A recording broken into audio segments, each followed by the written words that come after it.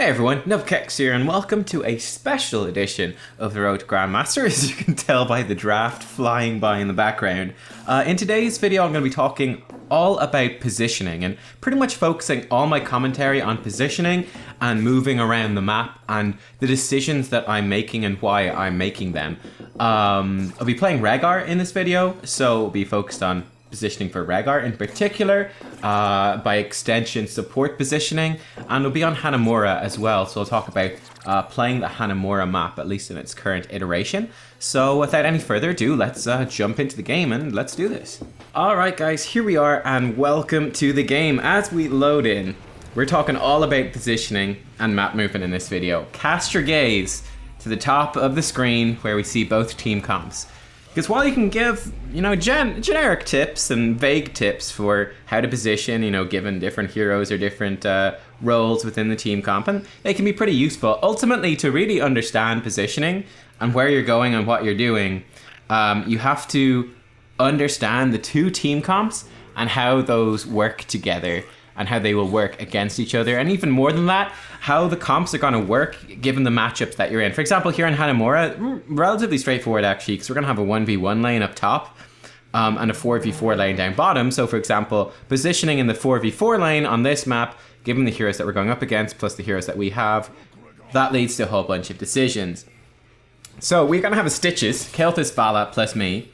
And you can see that I'm gonna stick really near to the Stitches. You can see for the most part, I'm running right behind him and I'm ready to pounce. They've got a Lunara, who's a decent target for us to catch. But basically any hero that Stitches hooks in, I'm ready to jump forward, get that bonus damage at Feral Lunge with Rehgar, throw down my Earthbind Totem, throw down my W, the Lightning Shield, onto probably Stitches, and just do a whole bunch of extra damage myself with that. And basically just set us up for kill pressure, set Keltis up to land his stun on whoever Stitches hooks, and just play with that. Running up top here to this camp. Now this is a very unusual move. This is not something you would normally do, but this is something I'm going to be able to do in this game because of composition. So looking at the enemy team, in that 4v4 down bottom, right, they had to send Greymane up top to solo lane against the Leoric. Nice. They've got Diablo, Johanna, a Malf, and a Lunara. So with their comp, sure, they've got decent wave clear, but they don't have much pushing pressure. They're not going to put any real pressure on the towers. They're not going to damage the gate. They're not going to really threaten my team very much. We've got a Vala and a Kelpis. We've got loads of wave clear, so we can, kill that stuff pretty safely and just go even in the lane, and no one's really going to get anywhere. So I said, you know what? I don't really need to be here. My team should be pretty safe. The Stitches hook, we could get some kills, but it'll be difficult because they've got two tanks in the front that can block it and probably survive. You can see as Diablo walks away. Took a lot of damage, but Diablo does survive. So I said, you know what? Given that it's on Hanamura and that the Mercs actually give you a nice little chunk of XP, this is a small little advantage that I can generate for the team here. I'm actually free to leave and grab this Merc camp because of the way these two comps match up. Now, normally, in a lot of games, this is not something you would do. Very important, usually, to have the support in the lane and have the support backing up your team. But in this case, the wave clear situation and the pushing situation was just mashed up in such a way that I was actually free to leave. So that's why I did that. Again, right here, I'm the one who is free to come and to push this payload because, again, I'm just, given the compositions, I'm not an essential part of this sort of setup that we've got going on here. Again, you can see I'm lurking near the Stitches, staying close to him. One of the big reasons, not only am I staying near Stitches to follow up on his hooks, but the reason I'm, staying near Stitches for the most part and not being in front of Stitches or to the side of Stitches, but rather behind Stitches, is mostly to stay safe myself and ensure that, well, I won't actually take any untoward damage. You can see right here, Diablo walks too far forwards, we drop the totem, and then we go in super aggressive on the Rehgar. That's because we know and we understand that we can get away with this. I thought that Vala would actually be okay. We see that she gets rooted by Malf, so we throw her the heal, make sure she's gonna be okay. But a couple of things happen there. Diablo moves out of position. We know, looking at the enemy team, they don't have a ton of kill pressure. I mean, the biggest kill pressure would come from a Diablo flip into a wall somewhere. Johanna's pretty predictable. Lunara is slow damage. Malf roots unlikely to land without some, chain CC to set them up. So we're pretty safe to go aggressive. So that's what I did. And then we start winning bottom lane. So I cast my gaze up towards top and go, okay, can I help Leoric in this lane out here? Malf actually does land the root on Vala. We bring our attention back, heal Vala up, and then we're moving up towards top again a little bit. And this is actually kind of a convenient sort of situation where, again, we've got this nice 3v4 bottom. All right, cool. Our team can actually get away with that 3v4. That's fantastic.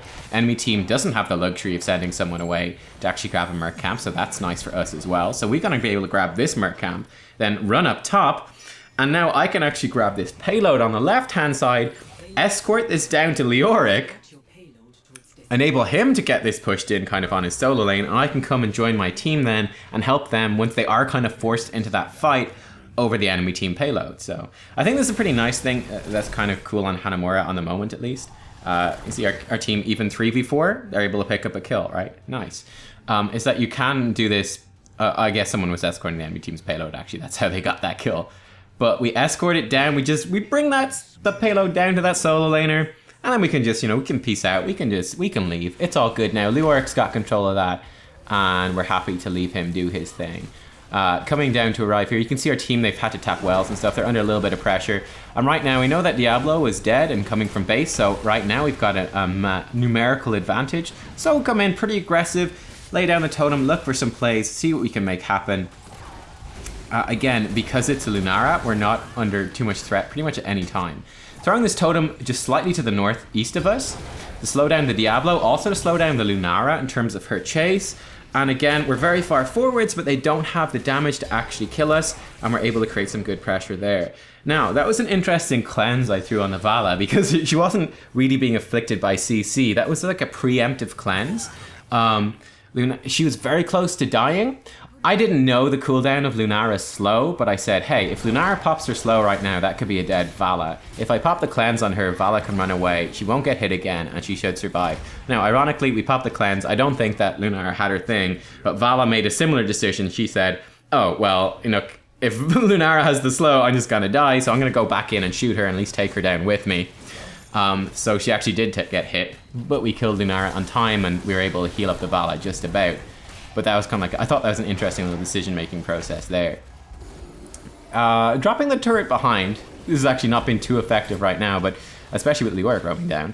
But this is just to give us somewhere to retreat to in case the enemy team does push forwards. Actually, as you can see, that's turning out to be something of a waste. Probably going to get some value off the end here, but not getting as much value as we probably should have. We could have set that up more aggressively. Especially now we've got level 10, they're definitely not going to be pushing this out. So we've got level 10 now, and we can start doing some nice aggressive plays on the map. So for example, right here, we're going to come down and do this fortification camp. It's pretty obvious that we're doing it. The enemy team is not going to be surprised by this at all. They even saw me down here, and they see that I'm not there anymore. But we're able to get away with this because we've got level 10 and the enemy team doesn't. If they pick a fight, they're going to lose the fight. That's basically how it goes.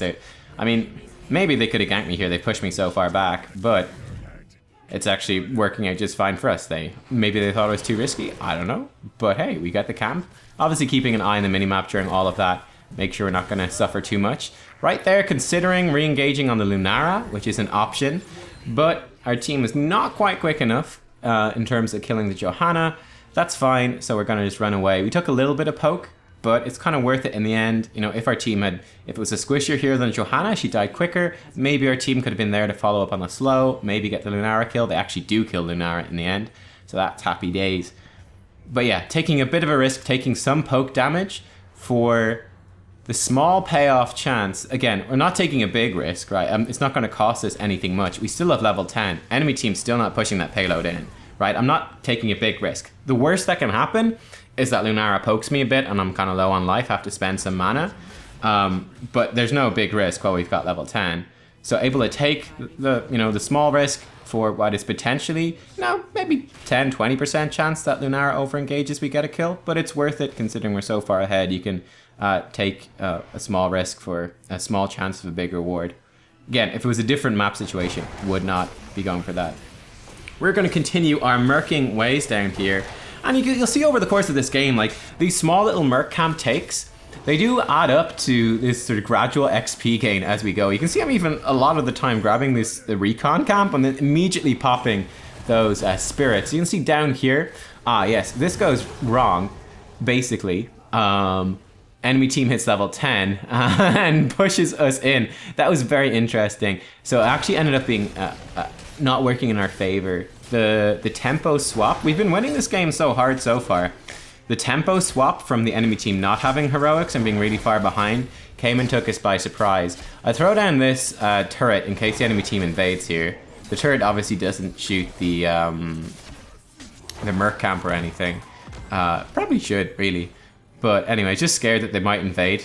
So I said, you know what, I'll drop this down just to be safe. I mean, they know I'm doing loads of merc camps. They know I'm not on the map anywhere, so pretty easy to deduce where I was. Throw down the turret, it might save me. And at least if I do get ganked and killed, it saves them getting a turret for free as well. So that's the sort of thought process right there. Greymane comes in, we're going to try burn him down. Alright, Kelth is actually in a lot of trouble. We're going to actually Ancestral him. There's a possibility that if we don't, the Greymane is able to jump in and finish him off. So we just go for the safety play there and keep him alive. And our team then mops up the kills. So you can see kind of the Rehgar thought process there. We jump in for the aggression on Greymane when he's a bit out of position. But as he gets support from his own support, we go, okay, cool. We don't have quite enough to kill him. We'd leave ourselves out of position. Move back towards the Kelthus, who's now taking some damage, and pop our cooldowns. We're fairly preemptively, especially the Ancestral. I mean, you could wait a second or two later, but then that might be a second too late against the Greymane with his burst. So better off to just heal up that Kelthus, make sure he can't die, can't be killed, and that basically ensures a very clean teamfight win for us. And now we're level 14.5 with the enemy team just hitting level 12. So that is pretty nice. Nice entomb by Leoric. Actually get rooted because I'm stupid. But our teammates pick up the kill nonetheless. We're going to keep pushing this in. Kelthus was sad to lose 18 stacks. He's probably lost about 3 or 4 more. He's back to 0 either way. Rip Kelthus. Rip-a-doodly. That's what you get for picking Convection. Feels bad, man, for him. Feels bad. Oh well. We'll have to survive with no Convection on Kelthus, I guess, in this game. Right here, gonna cleanse the Vala. Actually was late on that cleanse. Should have cleansed that preemptively against the Diablo. Lunara's jumping in on the Vala, so we're going super aggressive on her. Just try to pressure her away, push her back. Too many enemy team members have arrived though, so Vala does go down, but Johanna is low. We're focusing fire on her. Again, going in very aggressively here as much as we can. We drop the totem over there to slow down the enemy team, also slow down the Johanna, but she actually goes the other way. And you can see we're just diving very deep to try to put some pressure on her at this point. See if we can secure that kill. We can't, but we're not in any danger, right? Leoric is so far forwards in that situation. Leoric is the focused target. That's often a very valuable thing to consider in terms of positioning across all roles, really.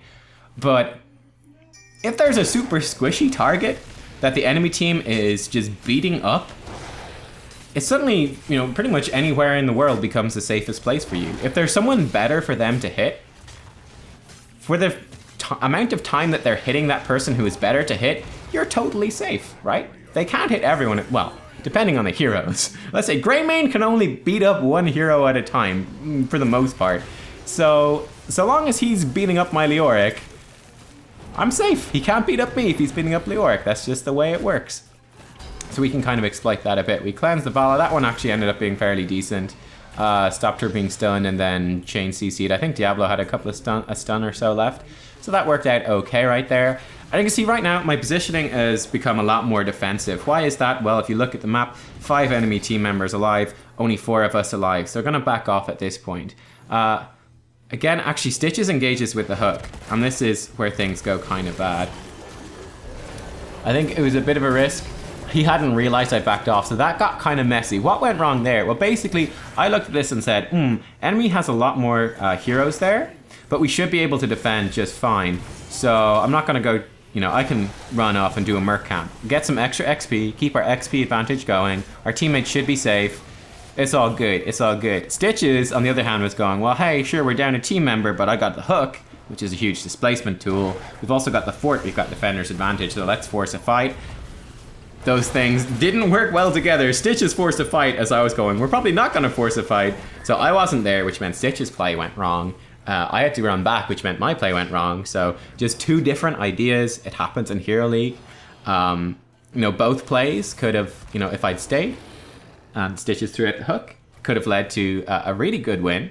If I had run down and our team had defended successfully, I mean, we get an extra bruiser camp, we get an extra healing pack. Again, this is something that would only ever do on Hanamura specifically, not in any other map, because the bruiser camp and the healing packs are so ridiculously strong. But that stuff all combines, and that could have been a big win for us. It went wrong because we had two different ideas. Now we still made it back. The enemy team was still compromised enough, and our lead is still big enough, talent tier up and all that we were still able to make a win happen out of that bad situation. But that was an interesting look into positioning gone wrong of two fairly decent ideas, fairly reasonable ideas, but because they're at odds with each other, it doesn't work out. We are going to save Leoric here. Going to cleanse him out of that stun as well. I mean, we just saved him, so we might as well keep him alive. Lunara leaping strikes out, but Johanna is left in a rough spot. And you can see again, I'm positioned fairly far forwards. That was a very good Twilight Dream by Mal. I figured Vala was probably dead. She actually survives for longer than I expected. So we went and we saved the Kelthus instead. Vala was so low, even with a heal, it's quite possible that she would get killed. So we didn't actually heal her in that situation. She survived better than I expected. Let's put it that way. It was a good rain of vengeance from her. That's a nice kill in the Grey Mane as well. So this fight, again, works out pretty well for us. But you can see in these team fights, I'm positioning fairly far forwards. I'm trying to get as much aggression as possible. If she had 2 leaping strike charges, I would die. Okay, she's got 1. I figured I might still die here, so I threw the turret down. Teammates are there to cover, so we survive anyway. The turret ends up being wasted, but better to do that than otherwise. If she had, the 2 charges, she probably could have killed me pretty easy, like jump over the mercs and then jump on me. Could have been in a rough spot. So yeah, that was a little bit greedy there in terms of taking that camp. But our teammates had left, but they were still close enough to save us. It's a small thing. Again, every little bit of XP we get brings us closer to 20. But you can see that was, again, a bit of a risk because our teammates were thinking, let's back off. I'm thinking, let's take another merc camp, extend that lead a bit more. And it almost went bad for us. I think there was definitely a lot more mistakes came into this as it goes later. Yeah, this should typically be the case. Positioning and map movements are easier in the early game because early game is more straightforward. Certainly once you get heroics, things get a lot more complicated. So that is something to watch out for and something to consider. Gonna cleanse Vala out of that route. Ancestral Leoric, but it does miss, unfortunately. There's a few too many things going on. We're gonna give Vala a shield, try to keep her alive, heal her up as well. She actually vaults into the enemy team. That's a misclick from her, which does mean she goes down. Tap a well, come across, Greymane goes down. So it's 2 for 1 in favor of the enemy team, which is not good for us. They do have 2 payloads up, so they should get some pretty decent map pressure, but I mean, we're still only need 1 payload pushed in to win, and we are very close to level 20, so this is still good for us. And Leoric will respawn pretty soon as well. Decent hook on the Lunara. We go in for the bite straight away, throw out some heals on ourselves. Watching that Leoric health bar for when he comes back. And again, you can see we're able to play around the enemy team fairly easily. I mean, Malf is fairly slow, fairly predictable. I make a mistake here. Move too far forwards for a bit of extra damage because we're winning the team fight so dramatically. But Diablo actually stuns me into the wall, and that stun, the damage plus the setup for Lunara gets me killed. That's a really big mistake from me right there. That was, again, a positional mistake. Jumping in for the bite on him was a bit greedy. But more so than the movement afterwards to put myself in a position where Diablo could actually get the stun against the wall. That is what ultimately killed me. So a little bit of an overzealous move. It's hilarious. Eat him! No! Foiled! Ah! Escape! I live! I thought that was hilarious. Vala's here to mop it up. I think Stitches was like, let's be gorge buddies, boss. Then then Lunara left away. Vala survives. The skin of her teeth. Oh, he's still inside. Kelthus, he's still in there. Our team is winning this. We got level 20 at this stage. Everything works out and we do get the last payload. Greymane dies right at the end. But yeah, guys, there you go. Hopefully that was helpful, like talking through all the sort of positional things. But you can see, I mean, I was inspired with this because I was doing a replay for one of my friends who was playing the Rehgar, and I was kind of looking at the Rehgar and saying, like, your heals and stuff is on point, but you're losing out so much potential aggression. Sometimes it does go wrong. As you saw in that last fight, I went too aggressive. But you could see so many times in that game, I was jumping forward for fair lunges, just getting in, getting some melee attacks off. Why? Because I look at the enemy team comp and go, okay, well, Greymane's a threat. You have to watch out for the the CC from the enemy team members, but it's still very much something you can play around, especially when they're using it on my allies. So that enabled actually quite an aggressive Rehgar playstyle in this game. The lack of wave clear enabled quite a merc heavy Rehgar playstyle.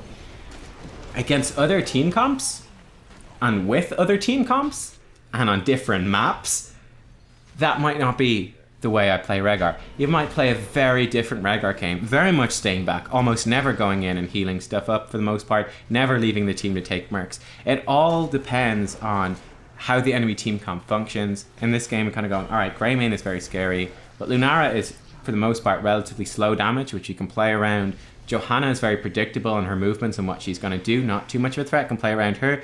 Diablo, some of his stuns and CC, long range, so I have to watch out for that. But once he's used them, we can dive in pretty easily. And yeah, just kind of going in, doing some damage, backing off, never overcommitting, or never trying to overcommit, hopefully, and getting some extra damage out that way. Using our HP bar as a resource, able to soak up some damage for our team without putting it so that we lose out too much. Or never hopefully putting it so that we die. And yeah, there you go. I mean, I could do so many videos on positioning. Let me know if there's other heroes.